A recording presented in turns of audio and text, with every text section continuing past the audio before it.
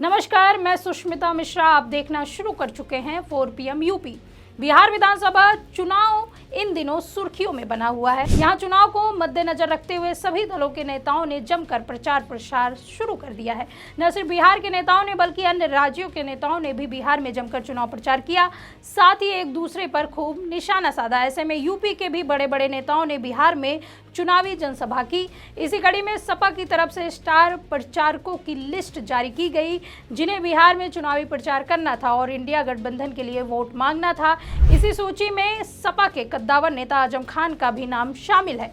उन्हें लेकर अटकलें लगाई जा रही थी कि बिहार पहुंचकर न सिर्फ इंडिया गठबंधन के लिए चुनावी प्रचार करेंगे बल्कि एनडीए गठबंधन की सरकार और नेताओं को भी लपेटे में लेंगे। लेकिन ऐसा हुआ नहीं। अब खबर है कि वो बिहार नहीं जा रहे हैं, लेकिन बिहार न जाकर भी उन्होंने एनडीए सरकार पर सवाल खड़े कर दिए हैं। जी हाँ, सही सुना आपने। दरअसल उन्होंने बिहार की सरकार को लेकर ही सवाल उठा दिए और बिहार में जंगल राज करार दे दिया है।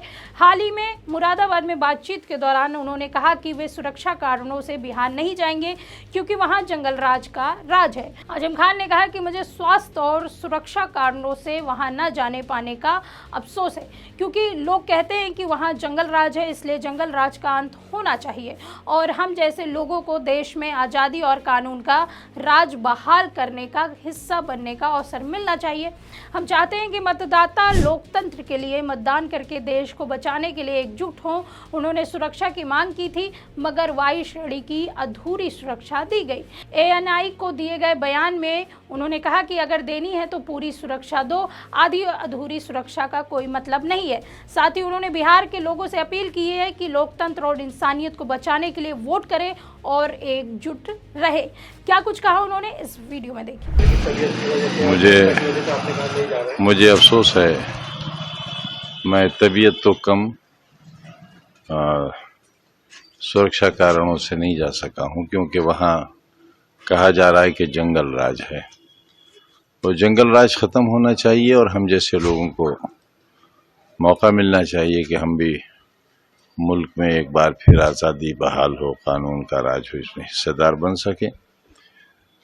मैं फिर यही कहूँगा जो मैंने 2 रोज़ पहले कहा था कि किसी जज्बाती नारे पर या किसी बहलावे पर लोग अपनी ताकत को तकसीम न करें, जिनका मकसद ही तुम्हें टुकड़े टुकड़े करके बिल्कुल ख़त्म कर देना है, जो चाहते ये हैं कि अपने छोटे छोटे से मफादात के लिए आपकी तकसीम करके, आपको बांटकर फाशिस्टों को ताकतवर करें। आपको पहचानना चाहिए, इसके लिए किसी तालीम, किसी इल्म, किसी डिग्री की ज़रूरत नहीं है, बल्कि इसके लिए ज़रूरत है कि आप खुद अपने ऊपर तरस खाएं, अपने ऊपर रहम करें, मुल्क पर रहम करें, वरना शायद ये मौका फिर बार बार नहीं आएगा। जिस तरीके से पक्ष विपक्ष में आपस में बयानबाजी चल रही है, और इस तरह की बातें, उससे कुछ नहीं मतलब है। हम अपना काम करें, कानून की बालादस्ती हो, अदालतों में इंसाफ हो, CBI, ED इनका नाजायज़ इस्तेमाल ना हो, IT का नाजायज़ इस्तेमाल ना हो, पुलिस का नाजायज़ इस्तेमाल ना हो और अदालतों को इंसाफ करने की छूट हासिल हो। बिहार के मतदाताओं से क्या कहना चाहिएगा? यही चाहेंगे कि देश को बचाएं, मुल्क को बचाएं, मुत्तहिद होकर जमहूरियत के हक में वोट करें। तो देखा आपने आजम खान बिहार न जाकर कैसे बिहार की जंगल राज यानी एनडीए की नीतीश सरकार पर जोरदार हमला बोल रहे हैं। साथ ही आजम खान ने बिहार चुनाव को लेकर मुस्लिम समुदाय से एकजुट रहने और लोकतंत्र की रक्षा करने की अपील की। उन्होंने कहा, देखिए कि आपका फायदा किस में है, बंटवारे में या इत्तेहाद यानी एकता में है। जज्बाती नारों के बहकावे में ना आइए, भावनाओं से ऊपर उठकर सोचें। हाल ही में 23 महीने जेल में बिताने के बाद जेल से बाहर आए आजम खान ने कहा कि उन्हें वायु श्रेणी की सुरक्षा दी जाए, लेकिन उन्होंने इसे ठुकरा दिया। उन्होंने कहा, अगर राज्य सरकार सुरक्षा देना चाहती है तो पर्याप्त कवर सुनिश्चित करे। यह भी बता दें कि आजम खान ने हाल ही में एक इंटरव्यू में कहा था कि Z+ सुरक्षा से कम में समझौता नहीं करेंगे। आजम खान ने यह बात तब कही जब उनसे पूछा गया कि वह बिहार में अखिलेश यादव के साथ चुनाव प्रचार में क्यों शामिल नहीं हो रहे हैं। वह पार्टी के तीसरे सबसे बड़े स्टार प्रचारक थे जो टिम्पल यादव से भी ऊपर थे। आपको बता दें कि हाल ही में समाजवादी पार्टी ने बिहार विधानसभा चुनाव 2025 के लिए अपने स्टार प्रचारकों की सूची जारी की। पार्टी ने स्पष्ट किया था कि वह इंडिया गठबंधन के घटक के रूप में बिहार में अपने सहयोगी दलों के प्रत्याशियों के समर्थन में चुनाव प्रचार करेंगे। इस सूची में समाजवादी पार्टी के राष्ट्रीय अध्यक्ष अखिलेश यादव शीर्ष पर थे। इसी कड़ी में सपा प्रमुख अखिलेश यादव लगातार चुनावी प्रचार करने बिहार पहुंच रहे हैं।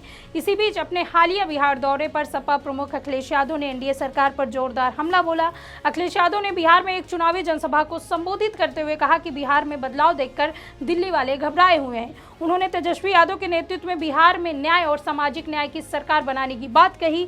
इसके साथ ही अखिलेश यादव ने कहा कि अब की बार बिहार की जनता 20 साल राज्य एवं 10 साल दिल्ली वाले का हिसाब करेगी। बीजेपी बिहार से पलायन करने जा रही है। जीएसटी कानून लाने से आजाद देश में महंगाई आसमान छू रही है और जीएसटी कानून लाने वाले उनका उत्साह मना रहे हैं। अब ये तेजस्वी यादव के नेतृत्व में न्यू बिहार के साथ साथ नौकरी की भी बहार आएगी। बिहार के नौजवानों को बिहार से बाहर काम करने के लिए नहीं जाना होगा, हर परिवार में नौकरी मिलेगी। देश के प्रधानमंत्री पर तंज कसते हुए कहा कि विश्व गुरु बनने चले थे, आज समय समय पर अमेरिका के राष्ट्रपति धमका रहे हैं और अधिक टैरिफ लगा रहे हैं। विदेश नीति पूरी तरह से फेल हो गई है, सीमाएं सिकुड़ रही हैं, चीन हमारी जमीन पर कब्जा किए हुए हैं, चीन हमारे बाजारों को छीन रहा है और दिल्ली सरकार खामोश है। उन्होंने बीजेपी पर तंज कसते हुए कहा कि माहौल देखते हैं, बीजेपी के चुनावी दूल्हे यानी नीतीश कुमार भी बीजेपी से कन्नी काटने लगे हैं। जो कल के रोड शो में दिखा, उनको पता है कि जब मौका मिलता है किसी न किसी के गले में माला डाल देते हैं। इससे पूर्व सभा को संबोधित करते हुए साधु पासवान ने कहा कि बीजेपी पल्स पोलियो की तरह खत्म हो जाएगी। दोस्तों, आपको बता दें कि उत्तर प्रदेश का सियासी असर साफ दिख रहा है। बीजेपी से लेकर समाजवादी पार्टी तक हर दल यूपी मॉडल का हवाला देते हुए जनता को लुभाने की कोशिश कर रहा है। यूपी के बुलडोजर, सड़कों, कानून व्यवस्था और राम मंदिर जैसे मुद्दे बिहार के मंचों पर जोरदार ढंग से उठा रहे हैं। राजनीति जानकारों के चश्मे से देखा जाए तो प्रचार सिर्फ बिहार तक सीमित नहीं है, बल्कि 2027 के यूपी विधानसभा चुनाव की रणनीति की झलक भी दिख रही है। ऐसे में न सिर्फ विपक्ष के नेता बल्कि सत्ताधारी दल भाजपा के नेता भी लगातार चुनावी प्रचार कर रहे हैं। वहीं बिहार में पहुंचे योगी आदित्यनाथ तरह तरह के बयान दे रहे हैं, जो कि वायरल हो रहा है। वहीं योगी के ऐसे बयानों पर विपक्षी नेता भी जमकर बरस रहे हैं। इसी कड़ी में अखिलेश यादव ने पूर्वी चंपारण में कहा कि बिहार में बीजेपी का सफाया तय है। उन्होंने योगी पर तंज कसते हुए कहा कि यूपी के एक रंगी नेता का नाम बदलने की बीमारी है, वे नाम, पोशाक और विचार तक बदल देते हैं। अखिलेश यादव का दावा है कि समाजवादी पार्टी सरकार ने एक्सप्रेसवे जैसी सड़कें बनाई, जबकि बीजेपी ने कुछ भी नहीं किया। गौरतलब है कि बिहार चुनाव में एनडीए सरकार पर सवाल उठ रहे हैं। सुरक्षा से लेकर अन्य मुद्दे पर एनडीए सरकार घिरती हुई नजर आ रही है। अब देखना यह होगा कि चुनाव में इन मुद्दों का कितना असर पड़ेगा। खैर, इस खबर के बारे में आपका क्या सोचना है, कमेंट सेक्शन में जरूर बताइए। देखते रहिए 4PM यूपी। मैं सुष्मिता, नमस्कार।